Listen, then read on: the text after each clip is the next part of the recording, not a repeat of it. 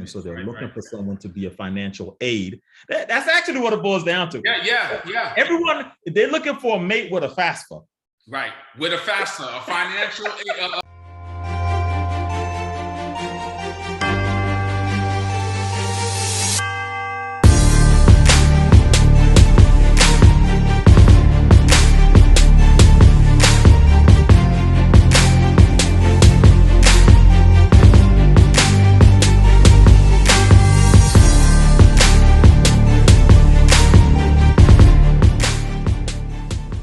Dr. Adrian N. Carter is a conflict resolution practitioner. He is a trained mediator, facilitator, executive conflict coach, and author. Dr. Carter has a couple of books you must have. Books include Black Fragility, Emerging as the Right Person, in the Right Place, at the Right Time, and Let's Get Married and Do Everything Except Make It Last.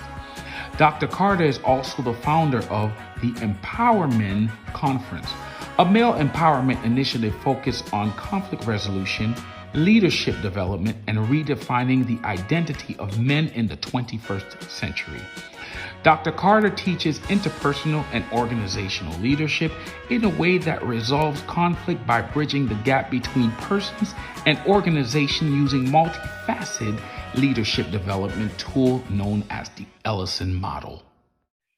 Good day, family. As I informed you earlier, you are all in for a treat. I have with us none other than Dr. Adrian Carter. Not only is he a good friend of mine, I have known Dr. Carter for almost 20 years. We've worked together on numerous projects, but more importantly, we've watched each other grow and watched each other go through so many changes in life, so many life changes, so many different dynamics.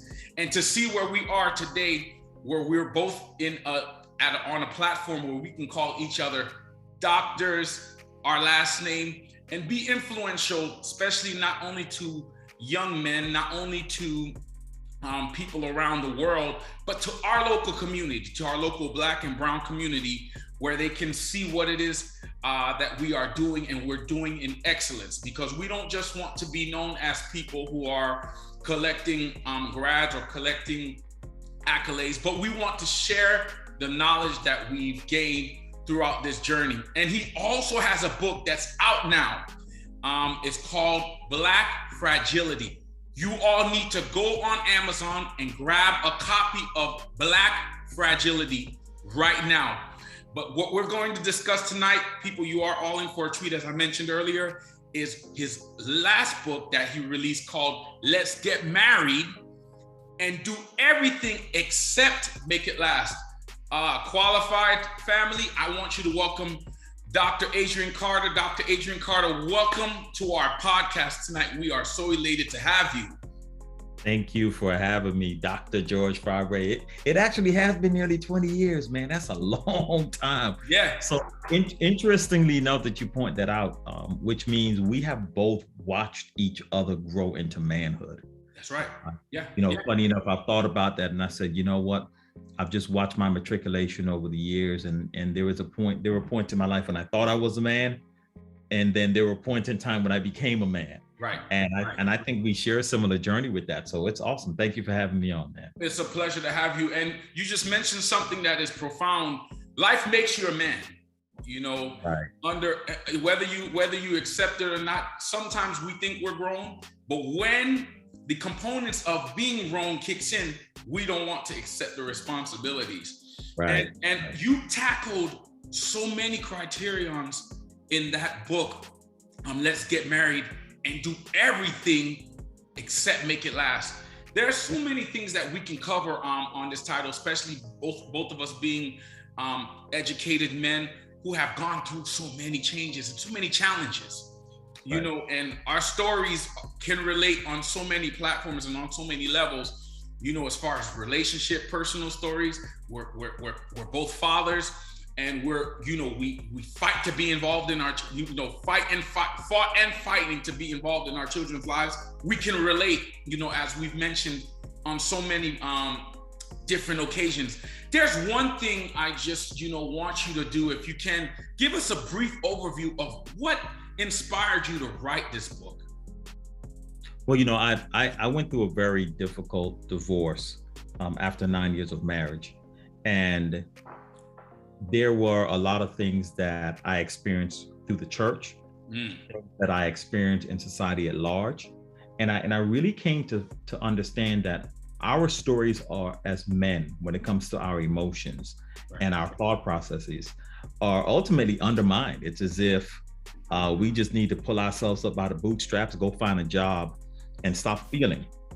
And I thought it was important for someone to interject as deep at a level as I could what it means to think, act, and feel as a man, to really show our emotional side and what our thought process is, and how we go through our own hurt, our own levels of confusion and trying to figure it out, our own identity crisis, and how there's a level of compassion and empathy that I think men need. The same, unfortunately, we don't talk about it in that way, but men and women share in those same social emotional needs. And unfortunately, the conversation tends to be one-sided. So I found this book necessary to write in order to interject another perspective into the conversation. And that is profound. I can't stress enough. What you just said is ultimately minimized on so many platforms, because we are basically an endangered population on so many scopes. But when you're talking about emotions, you mentioned something profound, because it's like we're not allowed to have emotions in a sense. And you mentioned this in your book. So with that being said, it's if you can tell me what do you believe, you know, through your discoveries and research, that men want when it comes to love, marriage, and or even family? Yeah, I think men want the opportunity to love, have family, and have marriages. And I actually think men at a deeper level, when you begin to unpack conversations with them, men really don't want to be tied to this notion of being simplified to just being a provider. And that oversimplification of who we are actually is the undoing of both men and families. Because men, unfortunately, are not being allowed the space to be broader, to be more in tune with who they are and identifying their multiplicity of ways, how they have so much depth and opportunities to expand in their thinking and in their being. Unfortunately, too much of the conversation about what it means to be a man simply gets diluted to being a provider. And that is just really one aspect of them. And I think if given the chance, right? I have a joke that I run with a friend. It's like men aren't allowed to skip and go frolic, right? It's like this idea that you get to live a free, unentangled life where you get to be centered with yourself and you get to feel good about who you are and exist is a non-existent notion for men, because your job is to go work and provide. And I think when you really begin to have these kind of conversations with men, it's almost like a burden is lifted off of them. When I coach men and I begin to unpack and we go through the process, it's like, oh man, it's like, thank you, Adrian, for getting this weight off my shoulder. I didn't even realize that I was burdened with this expectation, because I've never been given any other options to add to my identity other than being a provider. Wow. And that is so profound, because on growing up, especially from an island culture that I'm from, and we can all relate, you have to provide, but there is nothing that caters to the emotional side. And as you speak to different women, they grow with that notion as well, because their father provided, or they've witnessed male figures in their lives provide. So now the standard is your job is only to provide, but your emotional being is not being fed. So it just makes me wonder. And please feel free to provide more perspective on this.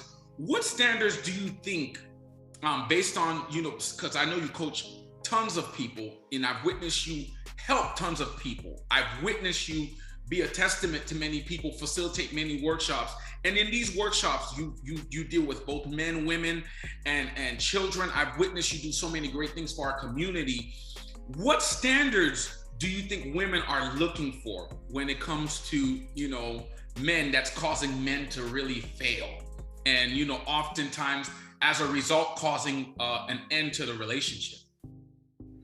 Yeah, I think women in our society are just as trapped in how they perceive relationships. So where I tackle the issue when it comes to women is that, especially amongst our Black women, there's this notion that they are the only victim all the time. And that idea of victimization is a space that they both exploit. And they take advantage of it as much as they don't want to be victims, right? So you hear a lot of double talk from women in how they are both the savior, they are the answer to societal woes, but at the same time, they're the victim in our society. And that double speech, I think, leads to a lot of conflict in women, which means women are also experiencing their own version of an identity crisis in trying to determine who they are and how they want to show up in the world. But the same way men have been cornered or relegated to the space of provider, women tend to relegate themselves, or have been socialized to relegate themselves in society as the victim. Right. And so while they victimize others in order to remain a victim, they never see themselves as a victimizer. Wow. So a lot of that contention, right? Now you put a man and a woman together, and it's as if they've been taught to do everything except get married and make it last, right? They've been taught to be in a state of conflict long before they were ever taught to be in a state of conflict resolution. And that's because our social standards is a space that is inherently filled with conflict. So I see relationships are failing when it comes to the expectation of men and the expectations of women, because neither wants to give up on this notion of provision. Wow. Because if she has a mentality that she's a victim, therefore she needs to be provided for, and he has the idea that as a man, it's my job to provide, and it's relegated most of the times or constrained to just finances. Right. You're now looking at people who are not developing into whole human beings, social, emotional development, spiritual development, in addition to create an environment or a space of love and effective communication, right? And encouraging behaviors. You're not going to get that, because most people in the state of our situation today, as I see it, is they are viewing their relationship through the lens of scarcity, which means they're looking at life through the lens of their lack in finances. And so they're looking for someone to be a financial aid. That's actually what it boils down to. Yeah. Everyone, they're looking for a mate with a FAFSA. Right, with a FAFSA, a financial refuge or rescue, right? What they need. Everybody's looking out for a FAFSA application. So those are some of the elements. But as a solution to it, though, it's my hope that people can begin to understand that men are more than just that, and that women are more than just victims, and we can begin to check each other, right? And that's where Black fragility comes in as a follow-up to this book. Like, be willing to take accountability for how you're showing up in the world and for the energy you're projecting. Right. Because in that, you're taking a look at how you're contributing to the problem, and begin to take personal responsibility so that you can start contributing to the solution. That's excellent. And that's excellent. And because you just mentioned something that we tend to neglect. Two broken people from two different environments in their element of brokenness coming into one environment, both being broken, and both of them not only are they broken, they now are ignorant to the fact that they are broken. And the ignorance is the second definition of ignorance, the one that they don't know. Not the ones who are not willing to know, they just don't know. And they don't know because what they were educated was that they are whole, but they are broken. Right. So that is profound. And that's why I urge everybody to really get into depth, because they always say when you want to keep somebody away from their deliverance, their breakthrough, their healing, put the information in a book, because a lot of people don't want to read how to get healed whole. And that's why you all got to get a copy of this book, because there's one area that you tackled, and it reminded me so much of what my book that I released a couple years ago, the controversy of divorce and remarriage from the religious standpoint, because there's something I want you to elucidate more on that the people need to hear. That was in your book. You spoke about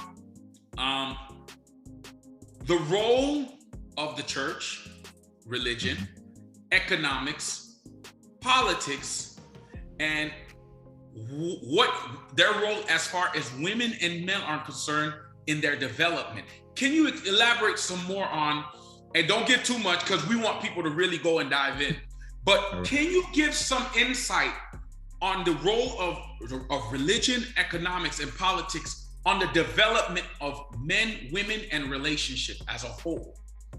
Yeah.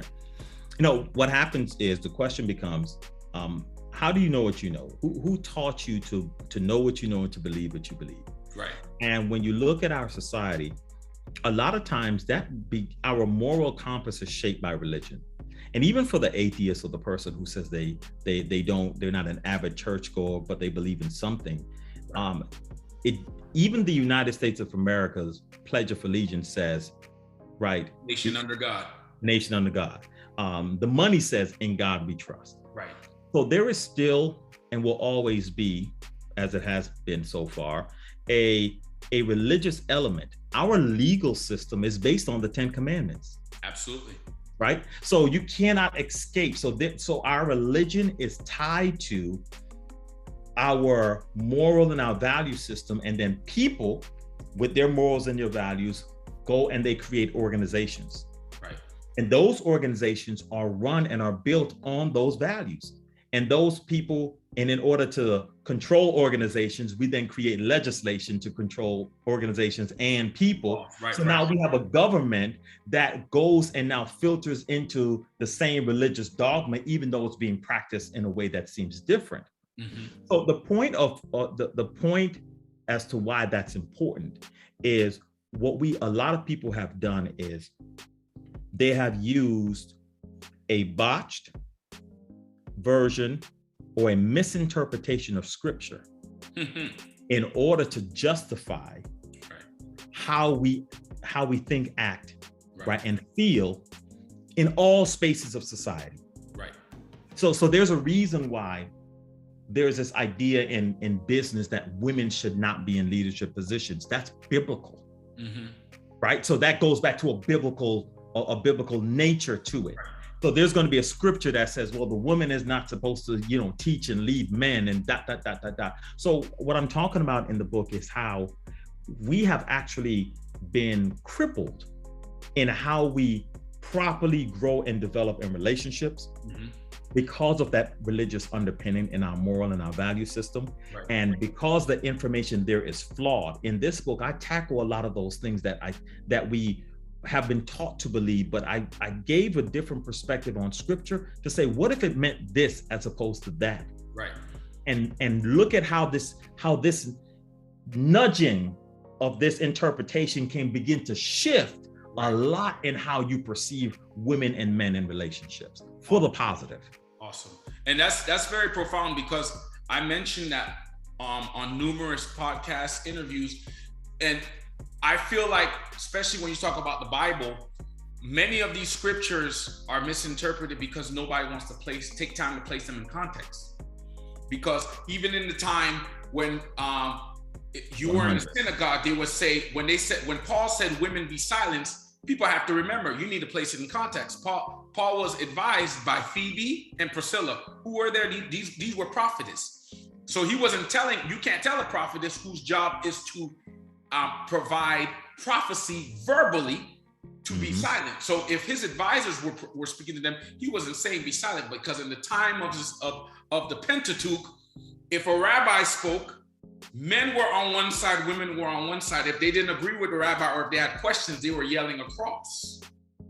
People don't research these things. So people don't place things, as you mentioned, in proper context. So then they make it dogmatic.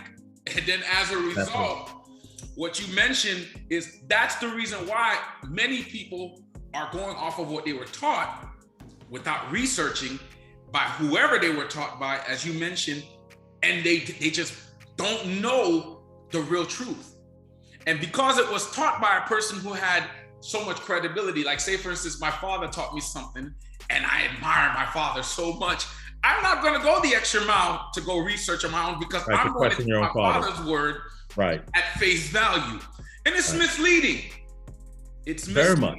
It's misleading because you mentioned something also, and I want you to tell me, what would you say is one of the biggest misleading component above all that you mentioned? Because you mentioned so many things, and people, you all are getting this information. I urge you to understand that these are things that people will pay hundreds of dollars to get at workshops that you're getting for free right now, because I feel like I'm getting edified and filled with knowledge right now just by listening to you for the past few moments. Please provide to us, what would you say is one of the most misleading components that is causing the highest divorce rate today? I'm going to say two really quickly. One, the idea of roles versus tasks, and second, the belief that when you find a wife, you find a good thing. So roles versus tasks. The problem there is, if you begin to ask people about, well, what are you looking for a relationship? What does your man want to have? What is she going to have? The woman, what are you going to bring to the table? People begin to run down a whole list of tasks. He's supposed to take out the garbage. She's supposed to wash the dishes and fold the laundry. He's supposed to do this to the car. I have a simple rubric. If you can pay someone to do it, that's not my role. It's a task. A role speaks to a deeper relationship and a deeper responsibility that I have toward her. See, my role as a father or my role as a husband, says that I love and I cover and I care and I protect and I provide. But we're not just talking about money here. We're talking about leadership. See, my role in the space of leadership, and I think that's what a lot of people confuse. When women are saying to men that they want all these tasks, you're looking for a task-related person. You're not looking for a leader. And people have to stop confusing the two. When you get a leader, you get someone who's able to delegate, take initiative, effectively communicate, problem solve. See, that's a whole different conversation when we begin to talk about the role as leader versus task. Who's gonna pick up the button? I can't pay the butler to lay down with you and to comfort you. That sounds weird. That doesn't even make sense. Doesn't make sense. So that is one of the big misnomers in how people understand relationships, confusing task with roles. Oh, his role is to take out the garbage. Nah, that's a task. His role is to provide for you and to guide and to lead and to cover, your role, And so that leads us into the second part. There's this idea amongst women that they believe that simply just being wedded means that you're a wife. And that is absolutely not the case at all. Wow. I write in the book that in order for a man to be a husband, he first has to learn how to be a wife. Because if we want to be biblical, we are the church, a wife unto Christ, Christ the groom. Very good. Which means in being, wifehood speaks to a space of humility and a temperament that allows you to receive and to be led. So in order for me to be a husband, I have to also be a wife. Women have to understand, for the women's sake, being that sheet of paper don't mean anything. And a man does not find favor with you simply because he's married to you. He does find favor in a wife. You see, that sheet of paper doesn't make you a wife. That wife is one who is a woman and who is mature and who is also a leader within her own right. And that person is able to add and to find, you can find favor through someone like that. So a lot of, again, when we take those biblical things and we begin to spring them up and they create this confusion, and people are looking for a sheet of paper or a title, and they forget the intrinsic values that needs to come with it. And it's that intrinsic value that really makes you who you are, not the position or the title that you're given. That's good. That is very good. And we can go all night with this, because not only are you providing a wealth of knowledge via research, but you are also using your life experience, which allows any and every one of us here to feel that not only are you speaking from a book that you read, but you're speaking through your personal life. And there's nothing better than life experience, because life experience has some lessons within chapters and or we could say within certain areas of the book that you can't learn anywhere but through life experience. So there's someone watching, man or woman, who's facing, a trying time. They're going through a current divorce. They're going through litigation or separation, whatever have you. Based on your experience with divorce, how would you speak to that person who's going through it and, provide them insight on how you are affected, your mental state, how the children were affected, and ultimately provide them some insight on what you would recommend them to help them move forward from this moment on without losing, their mental state, losing their any type of stability, and ultimately succumb and overcome all that they're actually entangled with, because we know that process is overwhelming, embarrassing, and it's unexpected, because nobody gets married to get divorced. But as you mentioned, a lot of us would prefer to just do the I do because of the facade, because television shows us, social media, reality shows us, he got to put a ring on it, he got to do this, give us all these tasks, but they don't learn or understand that there's a making it last element that is profound. Right. So, please, if you can speak to that viewer right now, and provide your insight on what you would recommend them at this point in their life. Yeah, no, I'm happy you asked that question, because I totally understand what that process looks like.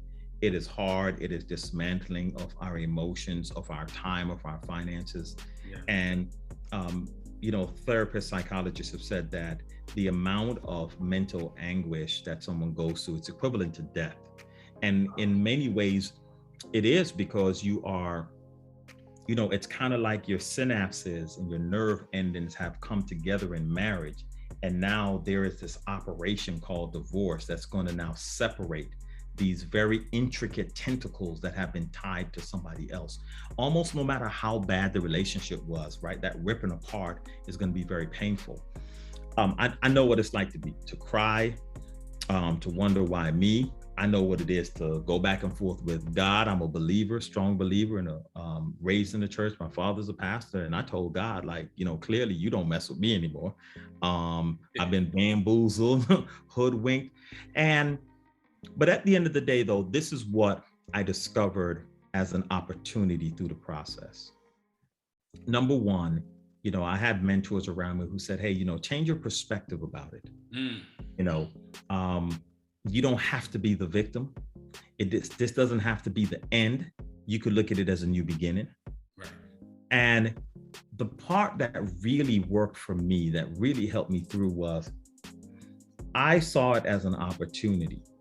As wisdom came and as light began, and I began to see some light at the end of the tunnel, I saw it as an opportunity to rebuild myself, to redesign myself, and to do it in such a way that I can't be broken in certain ways like I was before, right? I can't be damaged in certain ways that I was before. And that's what I have actually spent the last 6 years doing. Wow. Coming out of my divorce, is rebuilding myself, redefining who I am. At the top of the conversation, we talked about how there was a time that I thought I was a man, and then there was a time I became a man. Right. So it comes right back to that, right? Mm-hmm. I began to really be introspective about who am I? What do I stand for? What's my purpose in life? And one of the big lessons I've learned from it, and I end on this, is I've learned the importance of cultivating the life I want. Wow. I do not get to sit by, I cannot sit by the side and allow life to happen and think that things are happening to me. I have to go out there and make things happen the way that I want them to happen. I have to go out there and cultivate the life that I want to cultivate in order to get the outcomes I want. In other words, I'm not going to let myself be a victim of life. I'm going to be a victor over life. That's good. And that's been my modus operandi, to overcome in my transition through these things that I've gone through. And that's also the reason why I do the work with passion and compassion for men, specifically, even though I end up having a lot of women as clients that I coach, because a lot of times they're more open to it. But for the men who I work with, that's what I'm trying to get them to understand. What is your purpose? And for my women clients as well, what is your purpose? How can you become a victor in this? How can you reshape and redefine your life? And those are the kind of things that helps people overcome, and it's helped me overcome. And that's phenomenal to hear, because we can't stress enough how the transition makes you go to to go back to the blackboard to reevaluate. You go back to the drawing board, and now you start questioning. Man, listen. You gotta get the dry erase board. You gotta erase everything on that board. Right, because all of the scripts that you were presented, all X'd out. That didn't work. And you have to now recreate yourself. And I can't stress enough, and that's why I urge everybody, because we can go on for days with this. Dr. Carter and I have similar experiences, and he has, gone into full depth with these 2 books. I urge all of you, get a copy of these books. I'm going to post the pictures for you.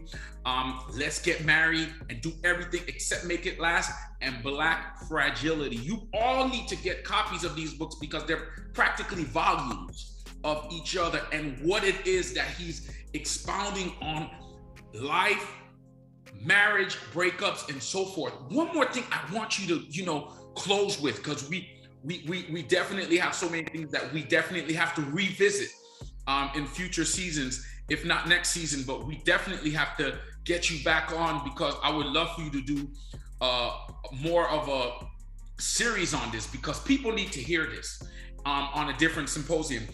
How would you say your children were protected? What would you say overall through the process, through the transition that you did for your children to get protected, for them not to feel that because you're no longer in the same abode, but you're still there?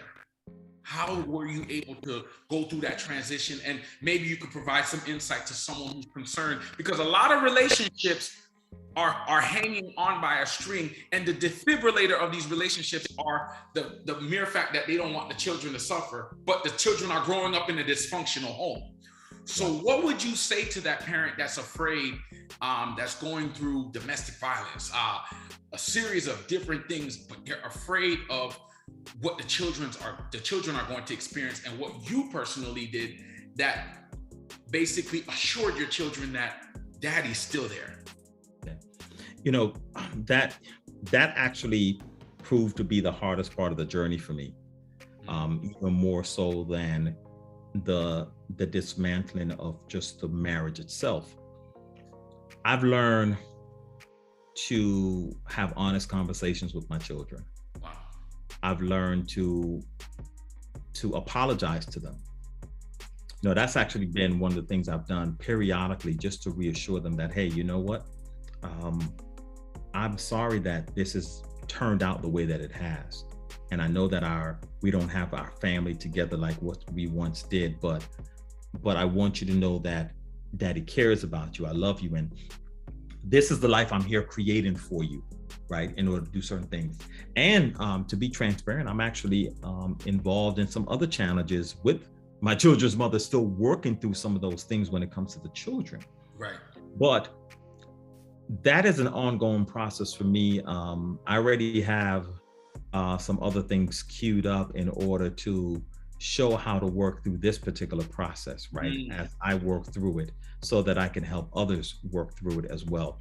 But for those who are currently in the relationship, I know a lot of times people believe they want to stay in the relationship for the sake of the children. Right.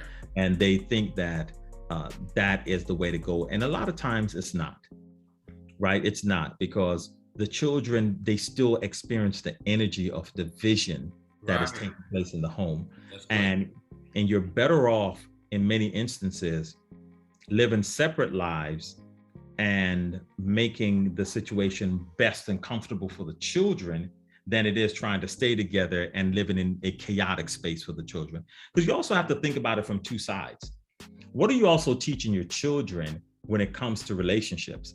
Are you teaching them that they should stay in those type of spaces that are abusive and violent toward you? Wow. Because you're giving them permission to do the same thing. Wow.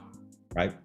And when we talk about family legacy, which has become another big pillar for me in my process, in redefining myself and taking control of my life, a big part of that question for me was, well, Adrian, what's the legacy you want to leave behind? That's good. And so in order to maintain the type of legacy that I want to build for my children, I have to be able to check myself, take radical accountability in who and how I am. Because what I do gives them permission to do the same thing. What I do in my makeup provides a roadmap for them to emulate the same behavior. True. So if I show them the right thing to do, then I can lean on that in the future to say, I showed you the right thing to do, and then they can lean on it also. Right. But if I don't do the right thing, it leaves me nothing to lean on, and it leaves them nothing to lean on. And so now we have a loop.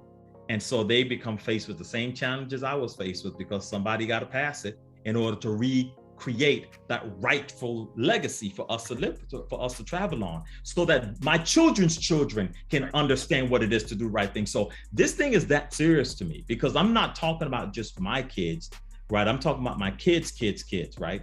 And so we have to be careful in understanding what is the legacy we want to leave for our children. If you're not able to get mental health services, if you understand that you don't see a way out of the situation that's best for your children, then take the opportunity to sit with yourself quietly, really look inside of yourself and ask yourself, what is the value here? What is the benefit? Why am I here? And where would I be 5 years from now? How would I tell my own children? What advice would I give to my own children if they were in this situation? Right. And a lot of times that advice is the advice for you to take. That's good. That's good. Well, family, friends, I can't urge you enough. You have your plate full. And we've covered so many different dynamics of relationships, what men, women go through, our communities, the impact of it all. I definitely urge all of you to get a copy of Let's Get Married and do everything except make it last. Also get a copy of Black Fragility. There you go.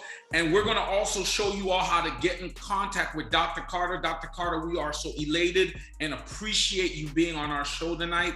And we can't stress enough how privileged we are, because you have a lot to offer, and your voice and your vision, amongst other things, and your knowledge that you have is warranted in this season, in these end times. And we definitely appreciate you for being willing to be a vessel for such a time as this. Good people, we thank you for tuning in. Don't forget, like, share, keep supporting as we continue to grow. And don't forget, no matter what you've been through, no matter where you are, no matter how bad it's been, you are still qualified to win. Thank you for joining me, Dr. Fabre and Dr. Carter, on this episode of our Qualified Podcast. Love you, and I'll see you all next week. Peace. Good day to all my family and friends. Dr. G here. Listen, I can't thank you enough for all of the support, all of the kind words, all of the encouragement you've given us. You all keep me motivated. You all keep us going. Don't forget to visit drgeorgefabre.com. Again, drgeorgefabre.com. You can purchase our merchandise. You can purchase our books. You can even book me for any of your upcoming events. If you want a speaker for any speaking engagement, if you need a host for any of your bar mitzvahs, weddings, any gala, I'm there at your disposal for all of your needs. More importantly, we thank you. Please don't forget to subscribe, like, share our YouTube channel, Qualified Podcast. We thank you and we appreciate you for all that you've done, and we can't say it enough. No matter where you are, no matter what you've been through, this is not a cliche, but we're just reminding you that you are still qualified to win.